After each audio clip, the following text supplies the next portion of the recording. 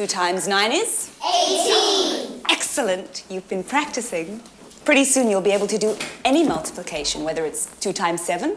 14. Very good. Or 13 times 379. 4,927.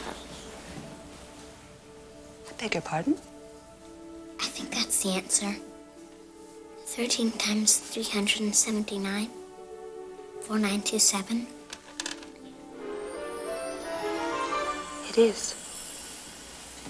Wow. Matilda, you know how to multiply big numbers? I read this book last year in mathematics at the library. You like to read? Oh, yes. I love to read.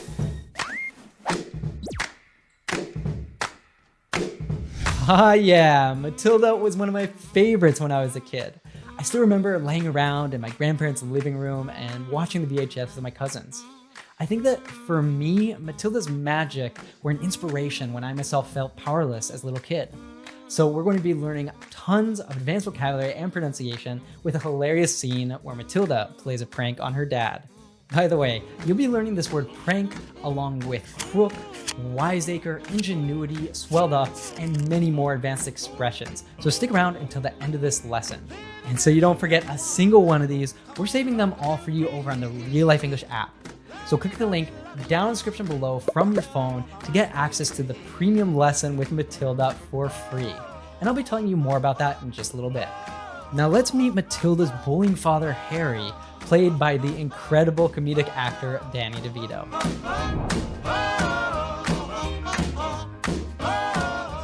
20 years ago, we could turn the numbers back by hand. But here, take my hat. But the feds like to test the ingenuity of the American businessman. Two-directional drill. You run it backwards, the numbers go down. Watch your speedometer. Cool. See? Yeah. Daddy, you're a crook. What? This is illegal. Yeah, keep drilling. Do you make money? Do you have a job? No, but don't people need good cars? Can't you sell good cars, Dad? Listen, you little wiseacre. I'm smart, you're dumb. I'm big, you're little. I'm right, you're wrong. And there's nothing you can do about it.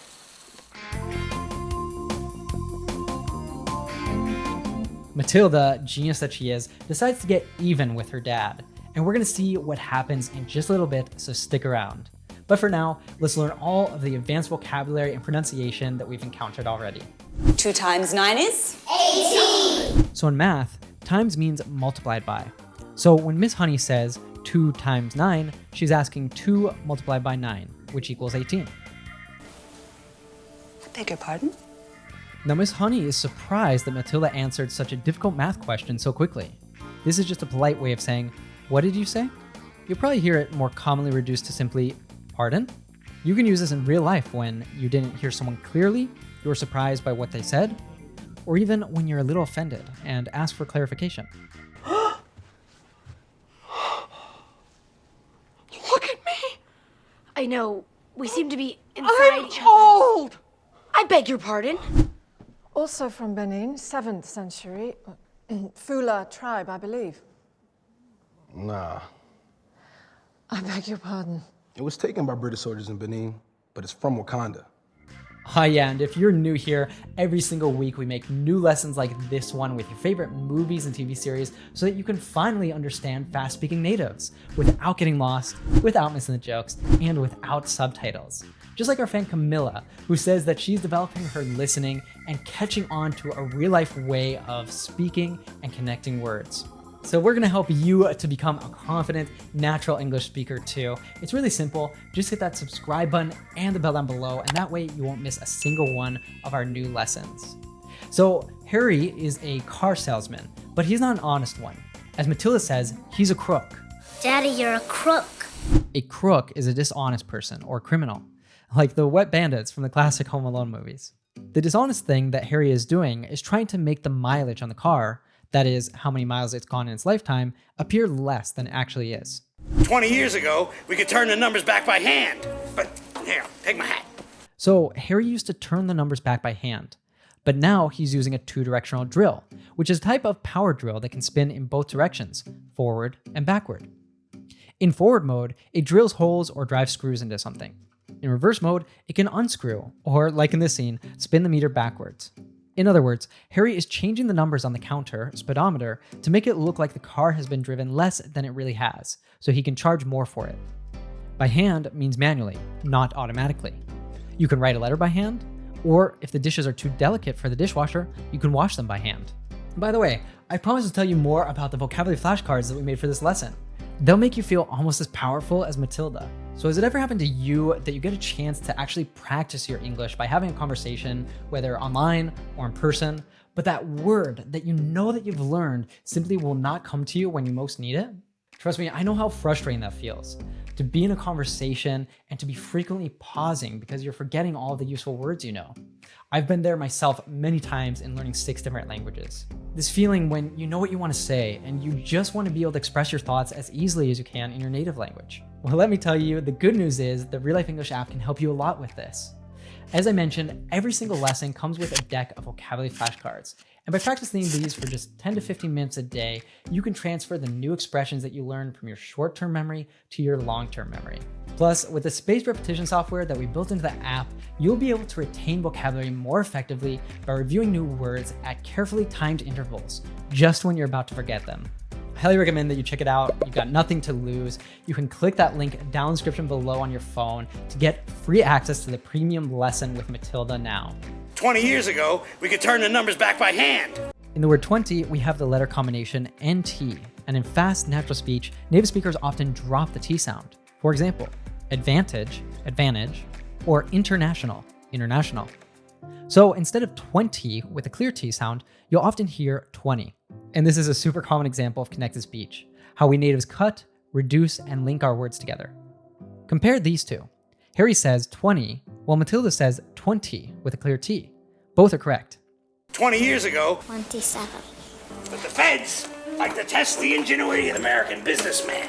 Who do you think the feds are? A group of car salesmen? A type of machine used to test cars? The federal government.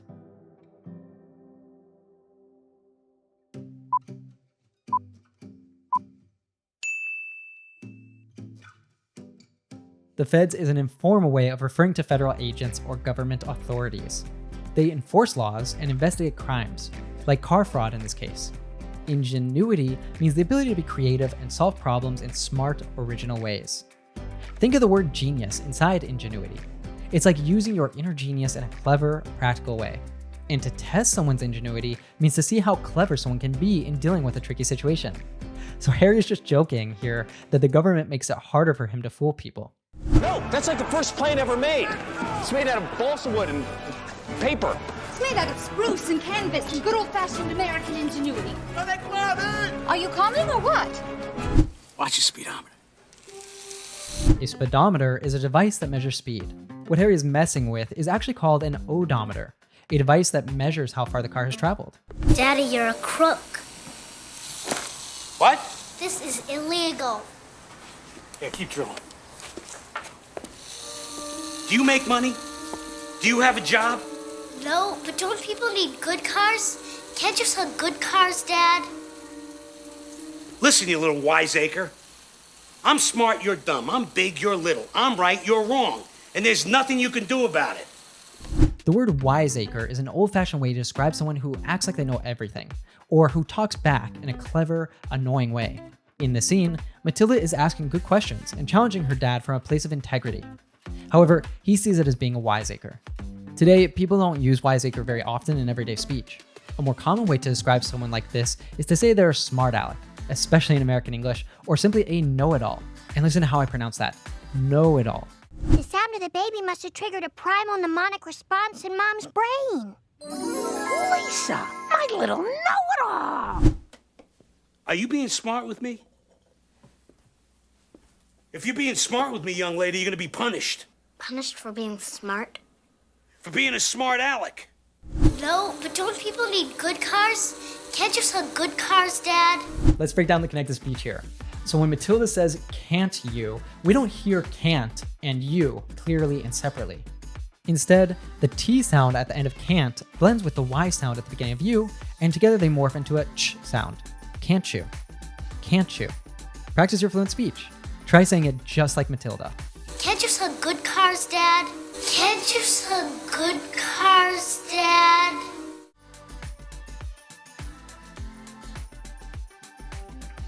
Listen, you little wiseacre. I'm smart, you're dumb. I'm big, you're little. I'm right, you're wrong. And there's nothing you can do about it. In fast, natural speech, your, short for you are, is almost never pronounced fully as your. Instead, it's reduced to your, and it blends quickly with nearby words. Listen again and try to say it just like Harry. I'm smart, you're dumb. I'm smart, you're dumb. Man, Harry is such a jerk, a real bully. But Matilda got a clever idea when she saw her dad's hat sitting next to the super glue. So let's see what happens in the hilarious conclusion of the scene.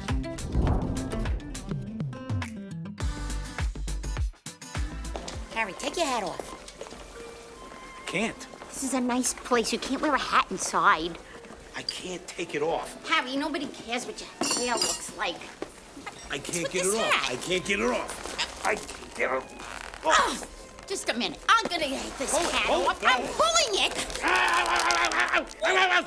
I think your head swelled up really bad. You put on the skin. Oh, you're such a baby. Stop it. 5 is a fuse to the head. 5 is a fuse. What is that supposed to mean? Give me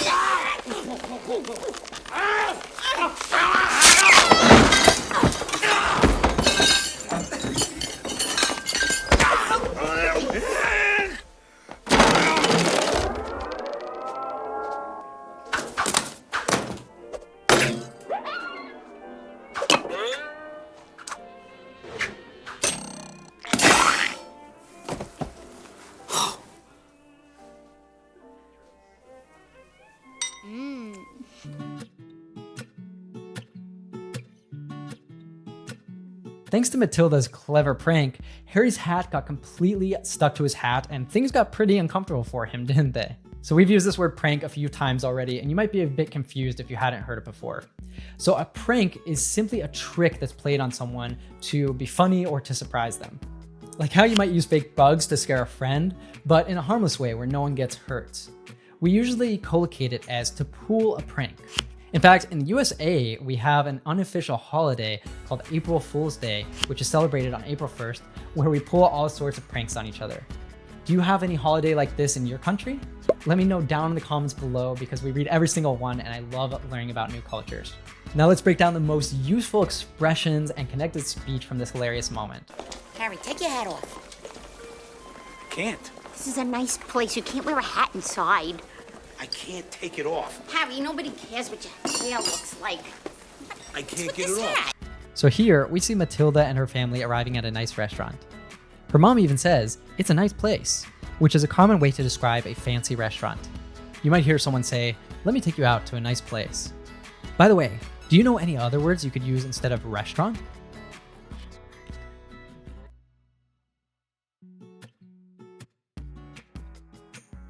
You could say joint, a very casual word for a restaurant or a bar, or even spot, a trendy way to refer to a place to eat or hang out.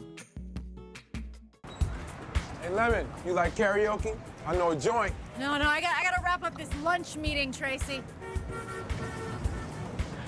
I'll take you. Now let's practice some connected speech with the phrases get it off and take it off, which share a similar pattern. I can't take it off. Harry, nobody cares what your hair looks like.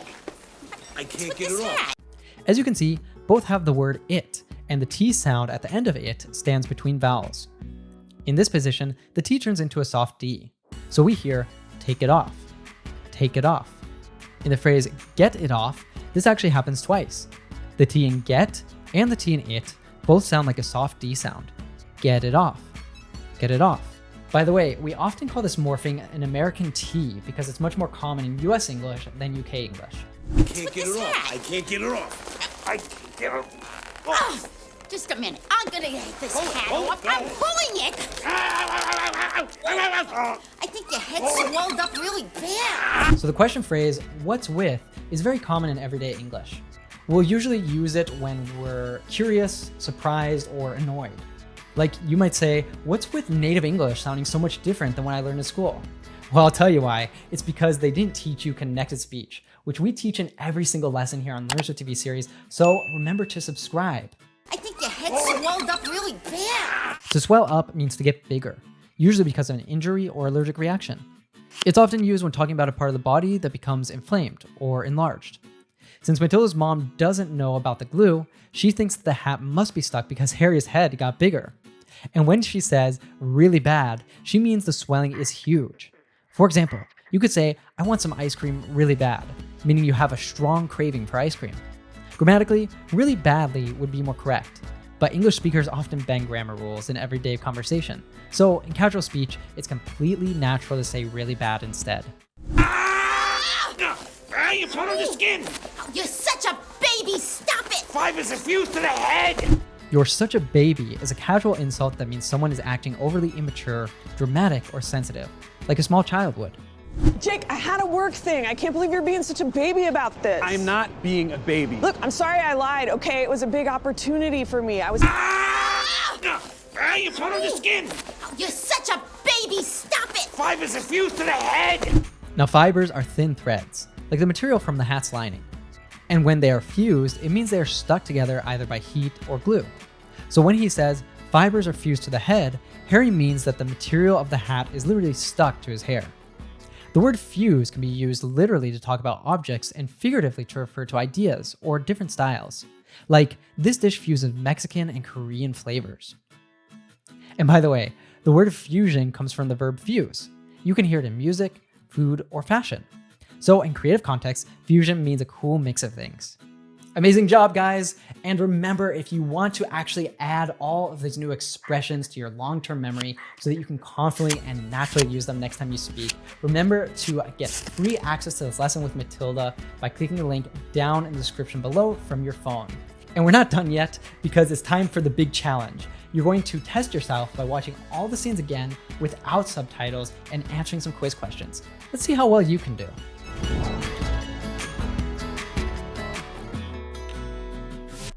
2 times 9 is? 18. Excellent. You've been practicing. Pretty soon you'll be able to do any multiplication, whether it's 2 times 7? 14. Very good. Or 13 times 379? 4,927. I beg your pardon? What does the expression, I beg your pardon, usually mean? Are you nuts? What did you say? Can we talk later?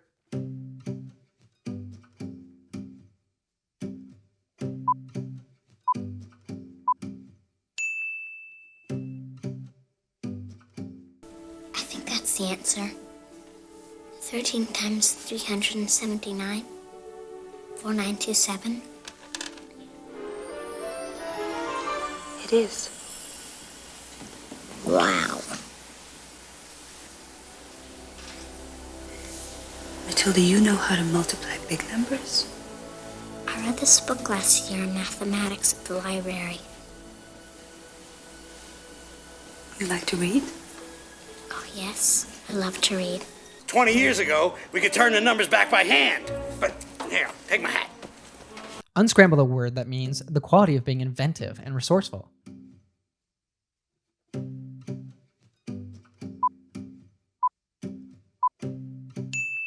Ingenuity. The feds like to test the ingenuity of the American businessman. 2-directional drill. You run it backwards, the numbers go down. Watch your speedometer.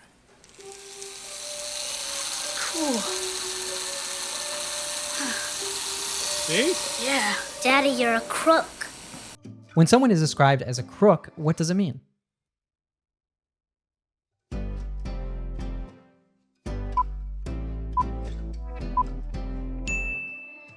It means they are dishonest or a criminal. This is illegal. Yeah, keep drilling. Do you make money? Do you have a job? No, but don't people need good cars? Can't you sell good cars, Dad? Listen, you little wiseacre. I'm smart, you're dumb. I'm big, you're little. I'm right, you're wrong. And there's nothing you can do about it. Whoa. Whoa. Ah. Way down there. Harry, take your hat off. I can't. This is a nice place. You can't wear a hat inside. I can't take it off. Harry, nobody cares what your hair looks like. I can't What's get with it this off. hat? I can't get it off. I can't get it off. Oh, just a minute. I'm gonna take this hat off. I'm pulling it. Complete the sentence. After the bee stung him, his arm started to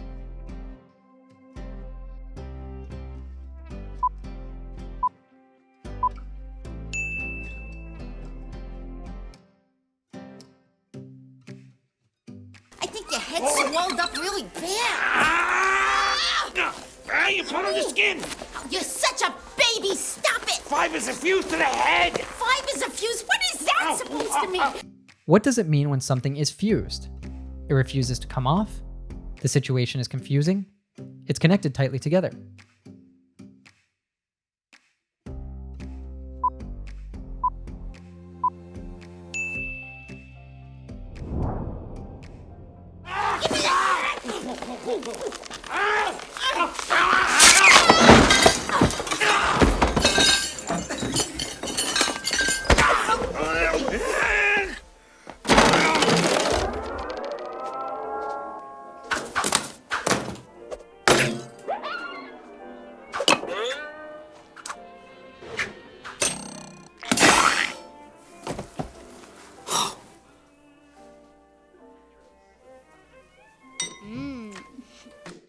So again, practice everything that we learned today with the Real Life English app by clicking the link down in the description on your phone. And if you're sticking with us here on YouTube, I highly recommend you check out this lesson next. This is my house. I have to defend it.